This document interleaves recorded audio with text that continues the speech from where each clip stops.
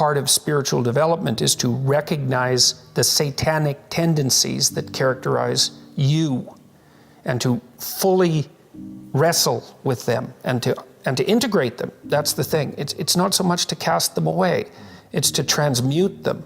You know, and you can see the difference between people who've done that and people who haven't, at least to some degree, because people who haven't integrated the shadow at all are naive. And you can tell that when you look at them, and you can tell that when you talk to them. And because they're naive, they're often resentful as well because they get taken advantage of.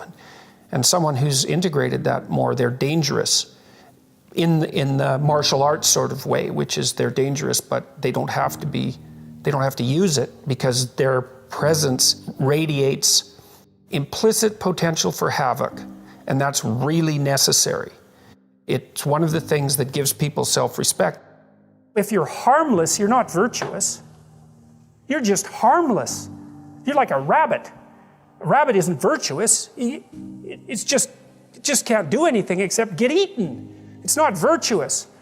If you're a monster and you don't act monstrously, then you're virtuous. But you also have to be a monster. Well, you see this all the time. Harry Potter's like that too.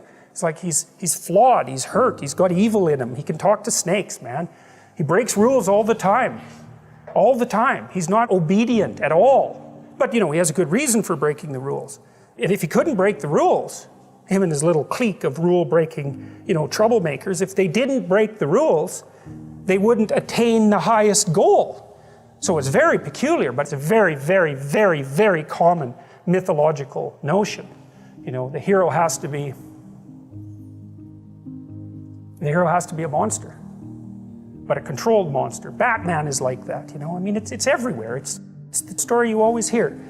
If you're going to be a fighter, you have to want to win, and you have to want to hurt people. I mean, not for the sake of hurting them. That's what makes you different than an evil person. But you have to have that capacity. You have to develop that. And, you know, that's the step on the way to enlightenment, weirdly enough, because that isn't what people think. People have been fed this diet of pablum, rights and impulsive freedom, for so long. There's just an absolute starvation for the other side of the story. There are no rights, technically speaking, without responsibilities. And all we've had for 60 years is a dialogue about rights. Well, that leaves a hole on the other side of the story. And it's a hole that's in people's hearts, essentially. Because responsibility, well, perhaps that's not more important than rights. Like I said, they're part and parcel of the same formula. But it's in responsibility that most people find the meaning that sustains them through life. It's not in happiness. It's not in impulsive pleasure. Those things blow away at the first ill wind. But to adopt the responsibility for your own well-being and to try to put your family together and to try to serve your community and to try to seek for eternal truths and to live them, that's the sort of thing that can ground you in your life enough so that you can withstand the difficulty of life. And when you tell people that, especially when you include yourself in the audience, let's say, and you're not finger waving from above, then everyone knows that it's true. There's been this attempt to identify masculine competence and power, let's say, but mostly competence with tyranny. And that's very, very hard on young men. It's also hard on young women, for that matter. But it's very helpful for people to hear that they should make themselves competent and dangerous and take their proper place in the world, because it's the alternative to being weak. And weak is not good. The people who shoot up the high schools, they're weak. They're weak. And life is a very difficult process, and you're not prepared for it unless you have the capacity to be dangerous. That doesn't mean that you should be cruel. It doesn't mean any of that. There's a statement in the New Testament, the meek shall inherit the earth.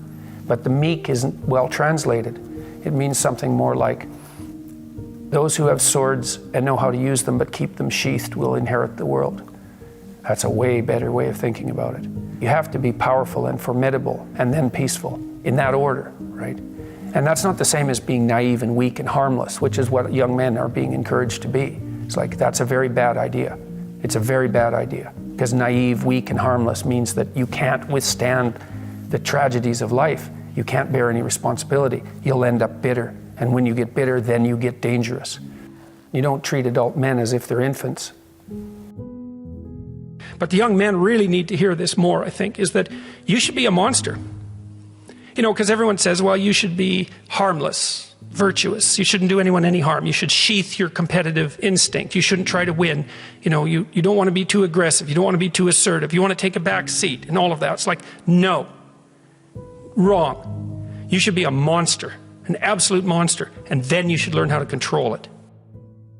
Someone who is incapable of cruelty is a higher moral being than someone who is capable of cruelty. And I would say, and this follows Jung as well, that that's incorrect, and it's dangerously incorrect, because if you are not capable of cruelty, you are absolutely a victim to anyone who is.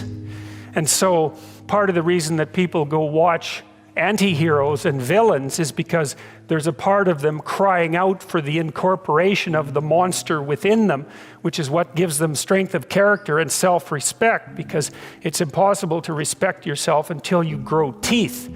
And if you grow teeth, then you realize that you're somewhat dangerous, or maybe somewhat seriously dangerous, and then you might be more willing to demand that you treat yourself with respect and other people do the same thing. And so that doesn't mean that being cruel is better than not being cruel. What it means is that being able to be cruel and then not being cruel is better than not being able to be cruel. Because in the first case, you're nothing but weak and naive. And in the second case, you're dangerous, but you have it under control. And you know, a lot of martial arts concentrate on exactly that as part of their philosophy of training. It's like, we're not training you to fight. We're training you to be peaceful and awake and avoid fights. But if you happen to have to get in one, and I guess the philosophy also is that if you're competent at fighting, that actually decreases the probability that you're going to have to fight, because when someone pushes you, you'll be able to respond with confidence, and with any luck, and this is certainly the case with bullies, with any luck, a reasonable show of confidence, which is very much equivalent to a show of dominance, is going to be enough to make the bully back off. And so the strength that you develop in your monstrousness is actually the best guarantee of peace. And that's partly why Jung believed that it was necessary for people to integrate their shadow. And he said that was a terrible thing for people to attempt, because the human shadow, which is all those things about yourself that you don't want to realize, reaches all the way to hell. And what he meant by that was, it's through an analysis of your own shadow that you can come to understand why other people are capable, and you as well, of the sorts of terrible atrocities that characterized, let's say, the 20th century. And without that understanding, there's no possibility of bringing it under control. When you study Nazi Germany, for example, or you study the Soviet Union, particularly under Stalin, and you're asking yourself, well, what are these perpetrators like? Forget about the victims, let's talk about the perpetrators. The answer is, they're just like you. And if you don't know that, that just means that you don't know anything about people, including yourself. And then it also means that you have to discover why they're just like you. And believe me, that's no picnic. So that's enough to traumatize people, and that's partly why they don't do it. And it's also partly why the path to enlightenment and wisdom is seldom trod upon, because if it was all a matter of following your bliss and doing what made you happy, then everyone in the world would be a paragon of wisdom. But it's not that at all. It's a matter of facing the thing you least want to face. This is an interesting thing about the integration of the shadow, because recognizing yourself as the locus of evil, let's say, actually, in some sense, gives you far more respect for yourself, strangely enough, because the same respect that you might have for a wild animal or even a monster. So then maybe you learn to treat yourself differently. Like, I think this is particularly true with regards to the discipline of children. You know, if you know that you're a monster, and that will manifest itself in your life, consciously or unconsciously, and if it's unconsciously, it's not good, then you become better at disciplining children. And the reason for that is that you don't want to expose them to your dark side.